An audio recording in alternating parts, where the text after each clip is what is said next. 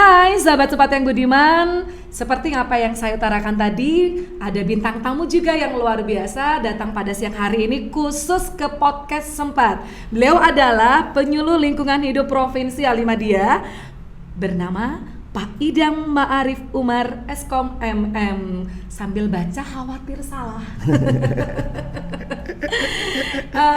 Bapak, saya menyebutnya jenengan lebih familiar Pak Idam atau Pak Umar atau Pak Idam. Pak Idam. Ya. Kalau bicara dengan Pak Idam, mungkin teman-teman sekolah adiwiyata yang ada di provinsi nih sudah tahu beliau itu orangnya energik.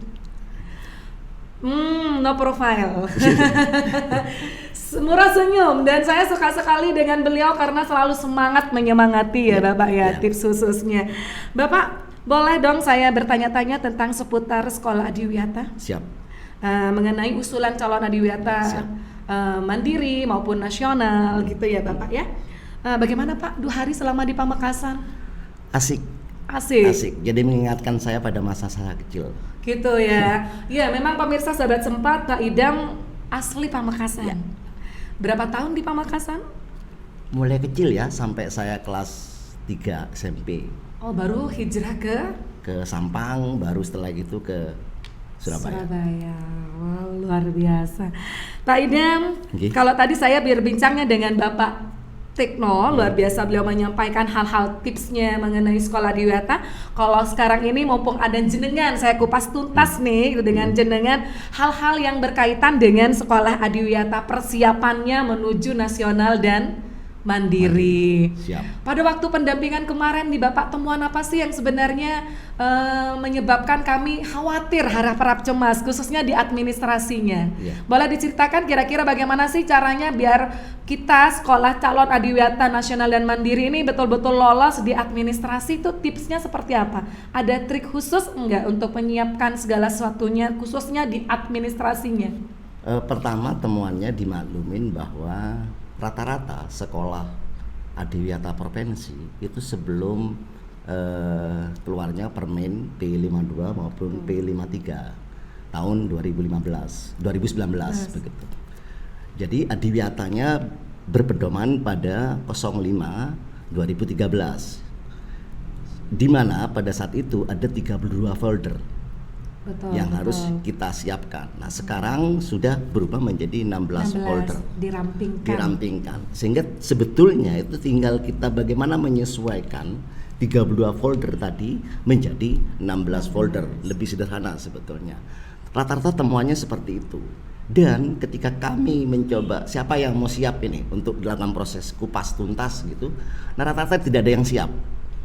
Jadi secara umum mereka belum menyiapkan tentang isian soft file-nya terhadap proses pengajuannya itu secara umum belum persiapkan. Jadi itu mungkin temuannya. Banyak ya, ini kayaknya mau lembur semalam nih kerjaannya gitu. Iya benar apa yang disebutkan tadi oleh Pak Tikno, jangan dibiasakan segala sesuatunya karena ada event atau waktu-waktu tertentu. Padahal itu sebenarnya proses begitu. Proses ya. Berarti prediksinya Pak Idam kemarin itu sebenarnya benar ya.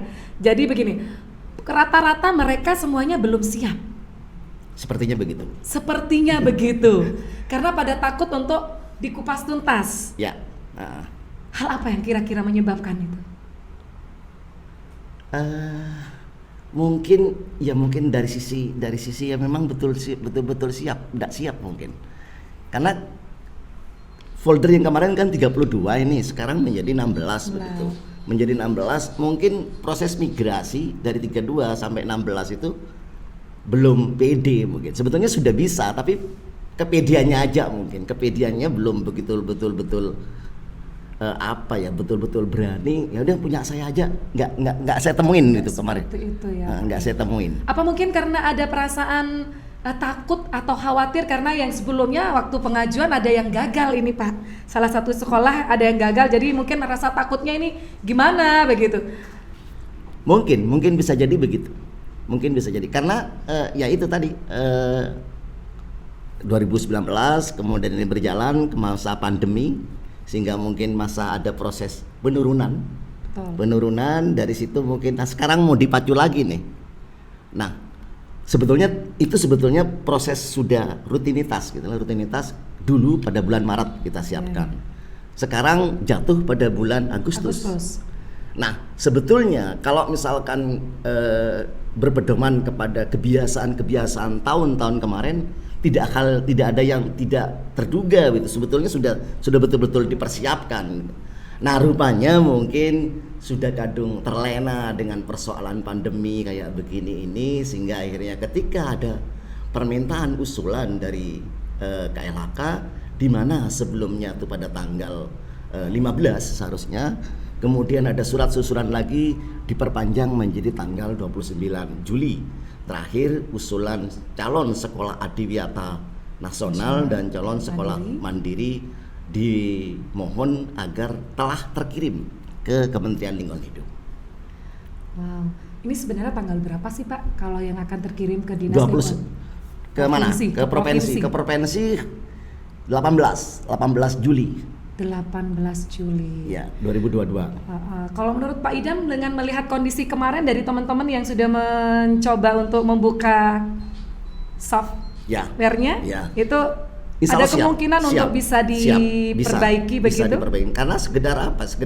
Sebetulnya telah ada dokumennya. Ini sekarang proses penataannya aja. Ditata dari 32 menjadi 16. Kalau dulu kita mengenal sekam misalkan, mengenal sampah, energi, kehati, air dan makanan. Nah, dari sekam tadi sekarang dikolaborasikan, dikonformasi menjadi 6 aspek penanaman, aspek kebersihan dan sanitasi, aspek konservasi air, konservasi energi, kemudian pengelolaan sampah dan inovasi. Itu semuanya telah dilakukan oleh rata-rata oleh sekolah, calon sekolah adiwiyata nasional dan mandiri begitu. Sekarang tinggal ngumpul-ngumpulkan aja. Ini masuk di penanaman, ini masuk di kebersihan, ini masuk di air, ini masuk di energi, dan ini masuk di pengelolaan sampah. Dan inovasinya mana? Itu aja sekedar saya pikir. Jadi gitu. Baik. Ada nggak Pak beberapa sekolah yang memang secara administrasi sudah lengkap, secara aksi sudah lengkap, cuman seperti tadi yang Bapak utarakan mungkin kurang rapi? Ada. Tadi kemarin mencoba dari salah satu SMA di Sumeneb, Pak ini bagaimana punya saya? Sebetulnya dia sudah tersedia semuanya, hanya sekedar proses penataannya aja yang butuh kita tata kembali begitu, sesuai dengan pedoman ada sebetulnya. Oke. Berbicara tentang bagaimana merapikan dokumen yang masuk ke folder 1, folder 2, folder 3, folder 4 dan 5, apakah memang dari Dinas Lingkungan Provinsi itu ada intens Pak untuk memberikan informasi seperti itu? Pada waktu kemarin kita melakukan ini, pengalaman saya melakukan Zoom meeting dengan tanggal Juli kemarin awal itu, ada banyak sekolah terutama di sekolah provinsi adiwiyata nasional dan mandiri menanyakan rapot saya kok belum ada gitu, kegagalan saya tuh yang mana sekolah kami gitu. Rapot dari Kementerian Lingkungan Hidup, dari Kementerian Hidup. Jadi sebetulnya kalau kita mencoba proses mengevaluasi diri, contoh kasus tadi pada saat kami melakukan proses asistensi di salah satu sekolah di Pamekasan. Dia itu sebetulnya sudah 3 kali berturut-turut untuk maju ke sekolah mandiri. Tidak sukses gitu loh. Tertunda. Setelah dikupas ternyata kebanyakan pada sisi umur sekolah binaannya. Umur sekolah binaan, ya. Jadi, ada apa dengan umur sekolah binaan? Sekolah binaan kan minimal 12 bulan kita lakukan proses binaan gitu, minimal. Nah, ternyata setelah surat SK penetapan sekolah binaan dari kabupaten keluar gitu, maka akhirnya ternyata setelah itu berumur 10 bulan dia sudah dapat sertifikat. Jadi belum komplit gitu, belum penuh sampai 12 bulan gitu. Itu yang menjadi masalah. Jadi akhirnya minimal harus 12 bulan, kemudian jadi umurnya itu menjadi masalah. Itu rata-rata.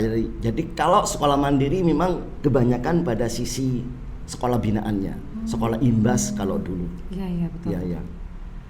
Berarti umur itu juga mempengaruhi ya Pak ya. Jadi kalau misalnya ketika melakukan sekolah binaan melakukan sekolah pembinaan ke sekolah adiwiyata yang memang ditunjuk ternyata nggak sampai 12 bulan bisa menjadi problem gitu ya. Iya. Selain itu apa lagi Pak kira-kira? Sekalian itu mungkin pada proses tadi bagaimana kita menjaring identifikasi potensi dan masalah lingkungan hidup. Ada identifikasi hasilnya, tetapi prosesnya itu belum tampak. Sehingga ketika kita mencoba akan melakukan proses identifikasi potensi dan masalah lingkungan hidup, maka proses tadi menjadi hal penting. Dulu kita kenal kajian lingkungan hidup. Dulu kita kenal kajian hidup bertumpu kepada sekam dulu gitu kan. Nah sekarang dan di dulu kita mengenal peta masalah begitu. Nah bagaimana sekarang mengadopsi dari proses tadi yang sekam tadi diadop menjadi 6 aspek.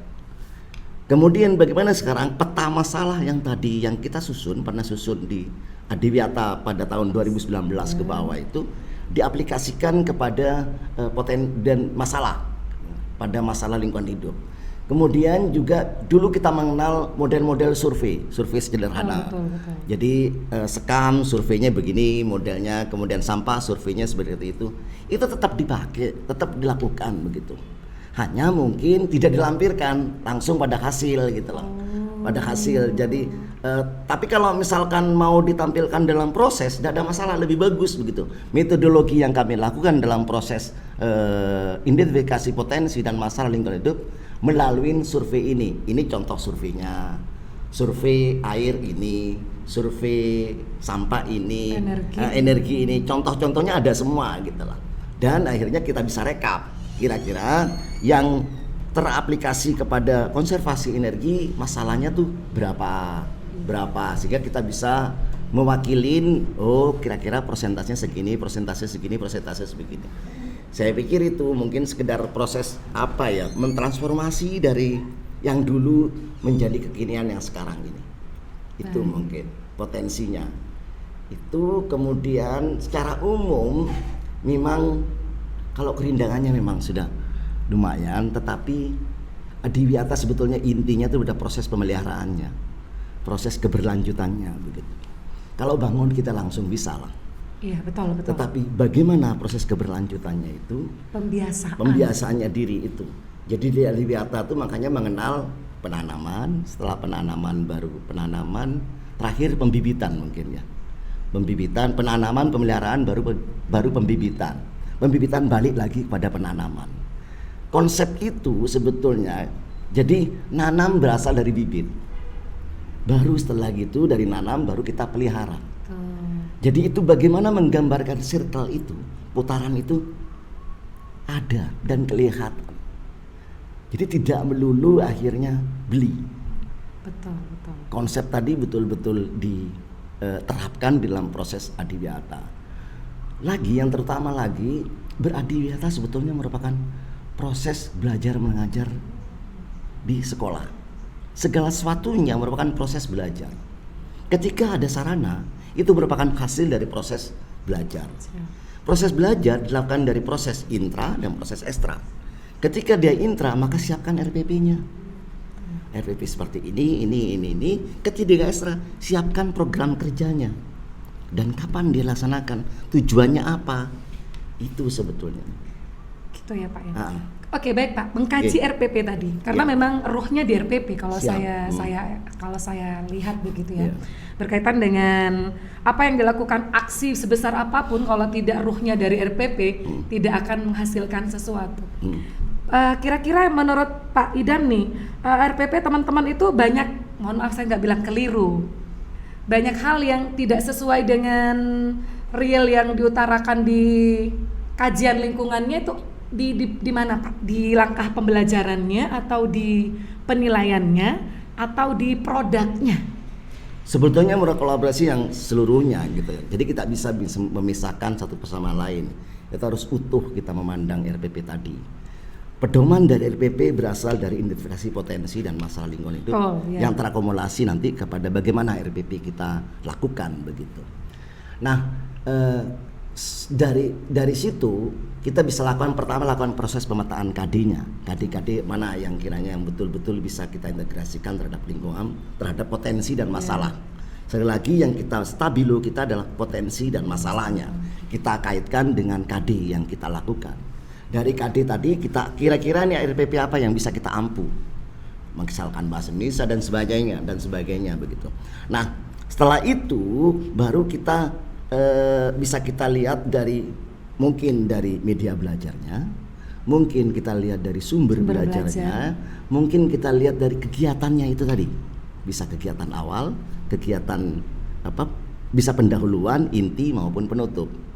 Itu tergambar dari hasilnya, instrumen sampai hasil belajar anak. Nanti akhirnya kalau dalam proses PRLH, penerapan lingkungan hidupnya, itu tergambar foto-fotonya dari 6 aspek tadi itu. Aspek kebersihan, aspek pengelolaan sampah, air, konservasi air, energi, kemudian sampah sudah, penanaman pohon dan inovasi.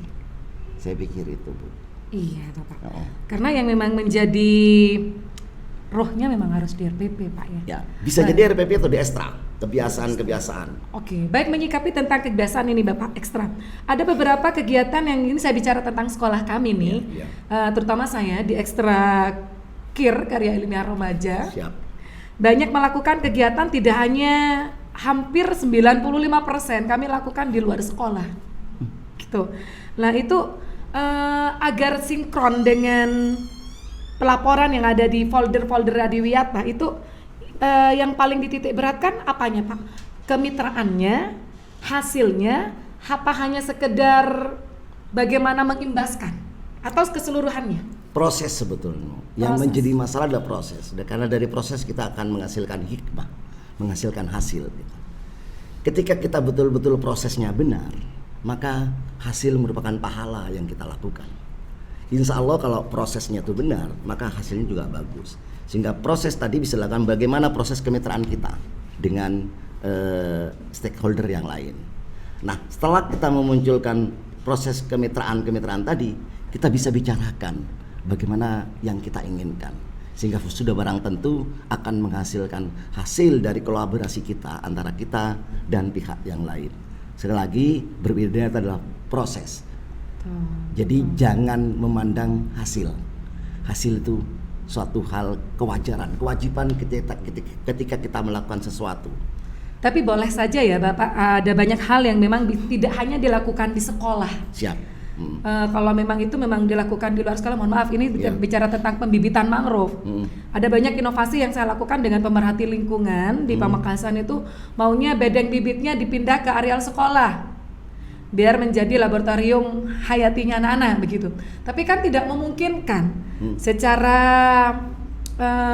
fisik, artinya cuaca nggak memungkinkan kalau dibawa ke sekolah karena memang morfologinya beda begitu. Karena memang ada di situ. Jadi kebanyakan memang saya melakukannya di luar. Tapi jangan lupa tadi dokumen-dokumen.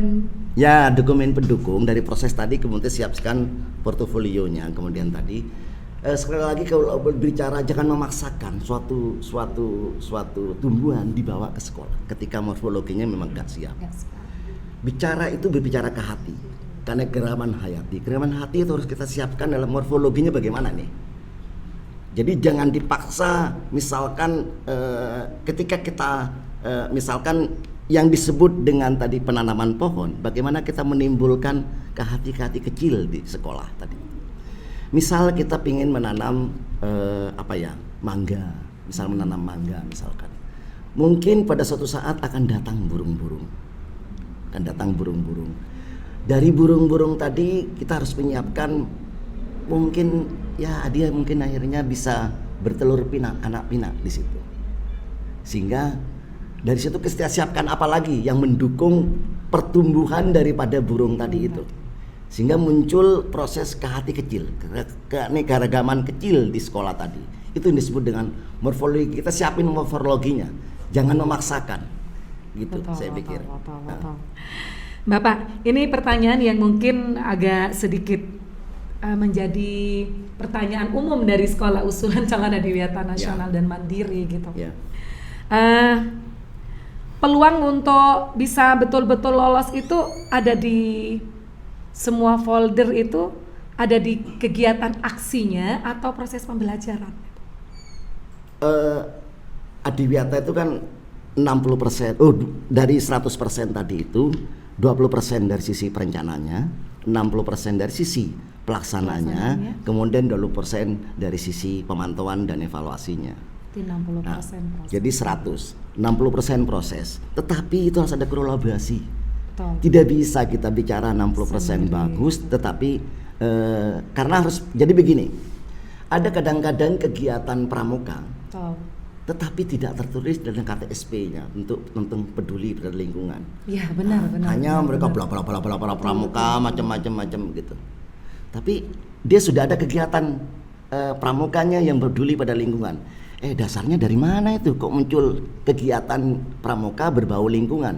Padahal di kitab sucinya sekolah, dokumen KTSP-nya pada poin pembiasaan dirinya, pengembangan diri, nggak ada. Tidak diterakan gitu ya, tidak tertera di situ. Tidak tersurat sekali begitu tujuannya gitu, sehingga dianggap ada kadang-kadang suatu verifikator yang tidak mau apa ini nggak ada kaitannya, padahal ada gitu loh, dianggap nggak ada rujukannya, ini dia liar, dianggap liar, ada gitu, sehingga segala sesuatunya kita bertindak di sekolah harus terdokumentasi dan ada dasar di perencanaan. Di perencanaan tadi, perencanaan ada dasar dari identifikasi potensi dan masalah lingkungannya dan IDS-nya, evaluasi diri. Sekolah tadi ada 8 standar yang harus kita lakukan, diurai pada 8 standar tadi, baru kita masuk kepada KTSP-nya. Dari KTSP baru kita masuk dari RPP-nya, modelnya seperti apa. Jadi tidak bisa sendiri-sendiri. Betul. Sehingga kita lakukan proses evaluasi. Dari proses gerakan yang di atas, evaluasi. Apakah pada saat kita evaluasi sama gerakannya tahunannya misalkan 12, maka evaluasinya juga keluar 12. Proses evaluasi sebisa mungkin itu dimaksimumkan. Maksimumnya 3 kali dalam proses 1 tahun. Itu dimaksimumkan. Karena kita mau jadi sekolah adiwiyata nasional maupun mandiri dengan kriteria nilai yang sangat mepet untuk jadi 100%, di mana nasional harus lebih besar daripada 90 sampai atau lebih besar, di mana mandiri 95 ke atas begitu, sehingga mau tidak mau korelasi itu semuanya harus perfect. Dimulai dari satu administrasi, dokumennya bagus, baru kita visitasi. Itu nomor 2 lah. Kita siapkan ini dulu lah. Bagaimana administrasi mungkin sudah siap semua, tetapi yang dokumentasinya nih bagaimana? Dokumennya dari 16 folder tadi itu. Itu mungkin yang betul-betul kita siapin dalam waktu yang sangat sempit kalau dia tidak siap sebelumnya. Betul, dikatakan sempit karena memang dikatakan tidak siap sebenarnya. Padahal ini sebuah proses yang harus betul-betul, dan rutinitas sudah sebetulnya. Betul. Jadi bulan Juli itu sudah nanti akan ada di pengusulan calon sekolah adiwiyata nasional maupun mandiri. Kemudian bulan Maret itu akan ada calon sekolah adiwiyata provinsi. Kabupaten mungkin sebelumnya itu. Saya pikir itu, Bu. Iya. Berarti ini angin segar buat sekolah-sekolah di Pamekasan dan Sampang dan Sumeneb ya. Sebenarnya kita masih punya peluang besar ya. Sampai tanggal 18. Tapi sebelum tanggal 18 mungkin menjadi hal yang harus kita betul-betul bisa bersinergi lagi dengan teman-teman, dengan jadi ketika sekolah. Masuk pada provinsi 18 tadi kita lakukan proses verlap. Jadi verlap secara dokumen. Kita pengen tahu nilai akhir daripada itu. Setelah itu kemudian ya bisa jadi mungkin ada yang nggak lolos ini dari situ. Dari proses pengiriman tadi. Kita kirim ke pusat sebanyak pada tanggal 29. Setelah kita mengetahui nilai minimum kalau nasional 90, kalau mandiri 95. Apakah tercapai itu? Itu mungkin. Harapan terbesarnya kita semua usulan sekolah adiwiyata nasional dan mandiri, Pamekasan, Sampang dan Sumeneb, atau mungkin seluruh kabupaten yang ada di provinsi Jawa Timur, insya Allah lulus semua. Amin. Iya, Bapak, terakhir ini pertanyaan dari saya. Idealnya sekolah adiwiyata itu seperti apa sih, Pak? Idealnya adalah sekolah yang telah menerapkan kepedulian dan budaya. Kepedulian dan budaya. Berarti bukan hal yang dipaksakan begitu ya? Tidak bisa. Karena sebetulnya sekolah itu adiwiyata sukarela harus. Sukarela, kata kuncinya sukarela. Sukarela, dari sukarela kemudian akhirnya kita mencoba melakukan gerakan. Gerakan berarti semua terlibat. Dia tidak bisa misalkan kepala sekolah dan koordinator adiwiyatanya aja, tidak bisa. Beradiwiyata harus semuanya terlibat sehingga menjadi proses kepedulian. Dari proses kepedulian muncul budaya, dari budaya sehingga menjadi kebiasaan. Habit bahwa saya harus begini, segala sesuatunya ditakar, gak boleh ini secara lingkungan. Betul. Kalau itu sudah menjadi budaya, ketika ada tamu sudah tidak ada ceritanya plastik. Jadi kita akhirnya menyiapkan masakan atau minuman segalanya dengan cangkir, tidak ada sudah ceritanya. Ada sedotan, tidak ada. Beradiwiyata. Jadi sebetulnya kita kembali kepada alam sehingga kita ini generasi kita cinta pada lingkungan hidup. Saya pikir itu. Oh, luar biasa. Pak Idam, Ya. boleh dong kasih closing statement untuk teman-teman sahabat sempat semua? Beradiwiyata lah adiwiyata yang sangat lakukan dengan sukarela, ikhlas, insya Allah akan menghasilkan hasil yang terbaik. Saya pikir cukup. Wow, kita kasih tepuk tangan luar biasa.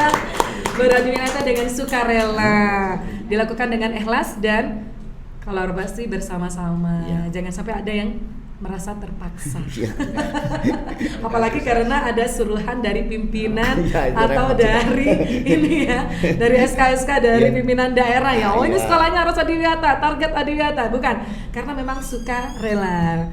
Ya, baik Bapak, terima kasih kesempatannya pada siang hari ini, luar biasa. Saya bersemangat sekali bertemu dengan jenengan karena memang tidak ini waktu yang sangat luar biasa juga bagi saya karena tidak semua waktu bisa bertemu dengan orang-orang hebat, panjenengan yang sudah meluangkan waktunya 2 hari di Pamekasan, bertemu dengan teman-teman atau sekolah-sekolah yang berbeda-beda karakternya, berbeda-beda kajian lingkungannya, Ya. tapi tidak menyurutkan untuk kami untuk terus bersemangat Ya. mengusulkan adiwiyata sampai betul-betul menjadi sebuah budaya. Terima kasih. Terima kasih Pak Idam atas kesempatannya, luar biasa. Terima kasih semua tim dari Dinas Lingkungan Provinsi Jawa Timur sudah ke podcast Sempat.